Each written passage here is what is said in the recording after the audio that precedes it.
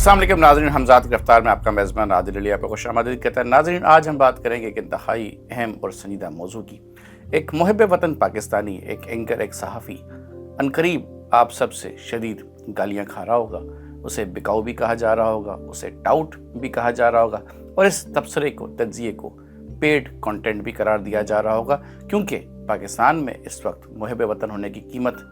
قاریوں کی صورت میں چکانی پڑتی ہے۔ اگر آپ پاکستان کی حمایت میں بات کریں گے تو وہ ٹولہ جو پاکستان مخالف ہے آپ کو بکاؤ مال، ٹاؤٹ، پیڈ اور پتہ نہیں کیا کچھ کہہ کر اپنی تسکین کا انتظام کرنے کی کوشش کرتا ہے، اور پھر بھی وہ ناکام رہتا ہے۔ کل پاکستان کے کیپٹل ٹیریٹری میں ایک تعلیمی ادارے میں ایک ناخوشگوار واقعہ پیش آیا۔ واقعے کی موجود فوٹیجز کے مطابق ایک فوجی افسر باوردی ایک تعلیمی ادارے میں داخل ہوتا ہے۔ تعلیمی ادارے میں داخل ہونے سے پہلے کی صورتحال یہ ہے ناظرین کہ وہاں پہ طلباء آلریڈی احتجاج کر رہے تھے، سراپا احتجاج تھے، انتظامیہ کے مابین چپ کلیش تھی، دو اہم عہدوں پر فائز شخصیات کے بیچ ایک آپس میں رنجش چلی آ رہی تھی، ایک دوسرے کو FIRs کی دھمکیاں بھی دی جا رہی تھی۔ اس بات کا تعین سب سے پہلے ہونا چاہیے کہ وہاں پہ طلباء سراپا احتجاج کیوں تھے۔ اس بات کا تعین بھی پہلے ہونا چاہیے کہ وہ جو اہم عہدوں پہ بیٹھے ہوئے شخصیات ہیں، ان میں خاتون اور ایک مرد ہیں، ان کا آپسی جھگڑا کیا تھا، وہ کیوں ایک دوسرے کو نیچا دکھانے پہ تلے ہوئے تھے، اور جو ایڈمنسٹریٹولی انتظامی امور کے خلاف جو وہاں پہ طلباء سراپا احتجاج ہے،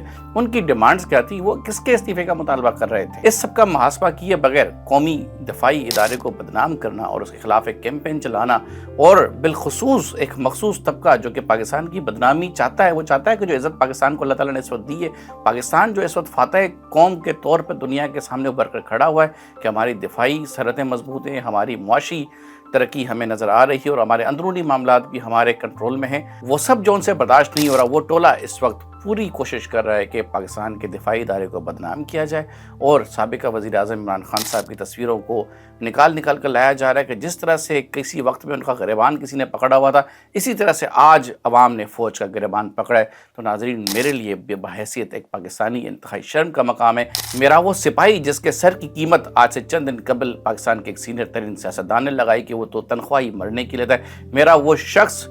جو میرے لیے اپنی جان کبھی برف میں پگھلا رہا ہے، کبھی جنگل میں،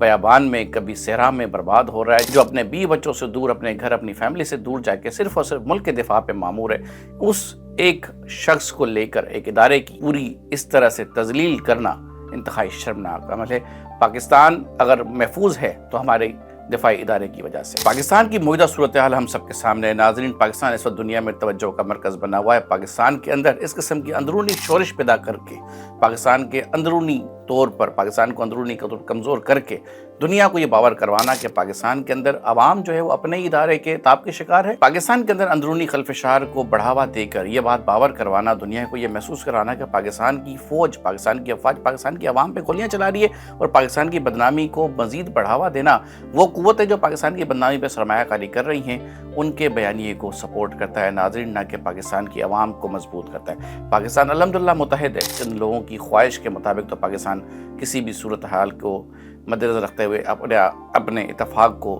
توڑ نہیں سکتا۔ پاکستان کا دفاع کا ادارہ الحمدللہ بہت مضبوط ہے، لیکن اس بات کا تعین ہونا باقی ہے کہ کل کرنل صاحب کس کے بلاوے پہ وہاں پہ آئے تھے، کیوں انہوں نے اپنا باوردی ویپن ڈسچارج کیا، کیوں ان کا طلباء سے کنفرنٹیشن ہوا، کیوں انہوں نے اپنی اسٹک جو ہے وہ طلباء کی طرف جانب انہوں نے دکھائی، ان کو یا تو ڈرایا، دھمکایا، یا پھر انہیں وہاں سے ڈسبرس کرنے کی کوشش کی۔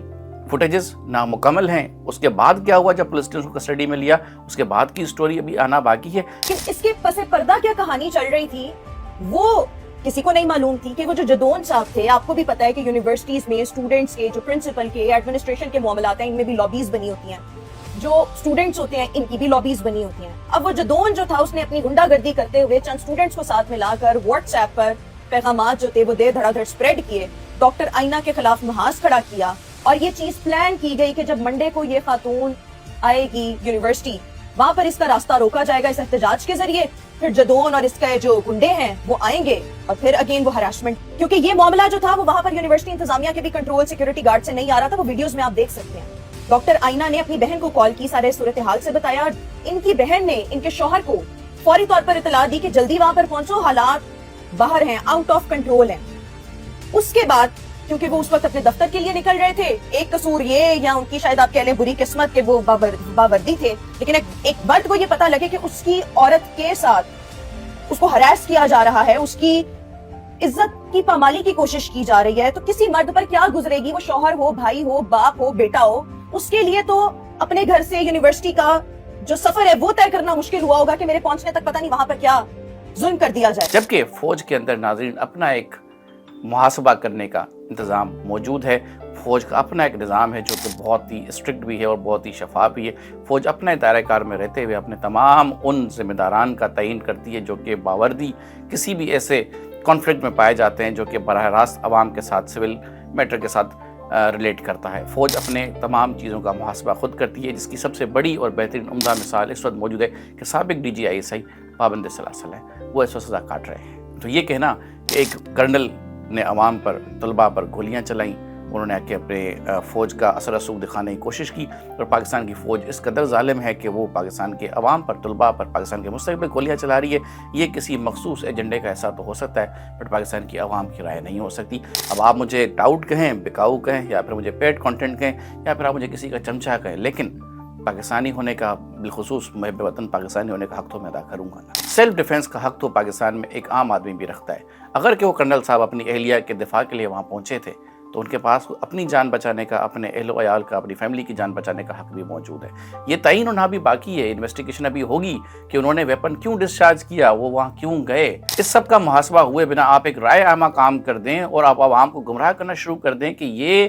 فوج اپنی عوام پہ گولیاں برسا رہی ہے, جبکہ فوٹیج میں دیکھا جا سکتا ہے ناظرین کہ کرنل صاحب نے ویپن ضرور ڈسچارج کیا, عوام کی طرف انہوں نے عوام کو منتشر کرنے کے لیے اس کو دکھایا ضرور, لیکن انہوں نے اس وقت بھی اپنی پیشہ ورانہ صلاحیتوں کو منوایا کہ ہوا میں فائرنگ انہوں نے ضرور کی, عوام کی جانب انہوں نے گولیاں نہیں چلائیں, جس کے متعدد ثبوت موجود ہیں. پاک فوج اگر ہے تو پاکستان ہے, پاکستان ہے تو پاک فوج ہے. اگر ہم سیاست کو ریاست سے اوپر سمجھیں گے اور ریاستی اداروں کو کمزور کرنے کے لیے سیاستدانوں کی شخصیات سے اداروں کو کمپیئر کریں گے اور ادارے کو نیچا دکھانے کے لیے سابق ایسے افراد جو ادارے پہ حملہ آور ہوئے ہوں اور یادگار شہداء کو پامال کیا ہو, پاکستان کی بدنامی کا سبب بنے, اور کسی بھی موڑ پہ انہوں نے کوئی کسر نہ چھوڑی ہو کہ پاکستان کو نیچا دکھایا جائے, پاکستان کی جو ترقی کا, جو عروج کا جو دور دیکھ رہا ہے یہ نہ دیکھے, اور اس میں ہمیشہ وہ ان کو کیڑے ہی نظر آتے ہیں, تو ان آنکھوں کا تو میں کچھ نہیں کر سکتا. لیکن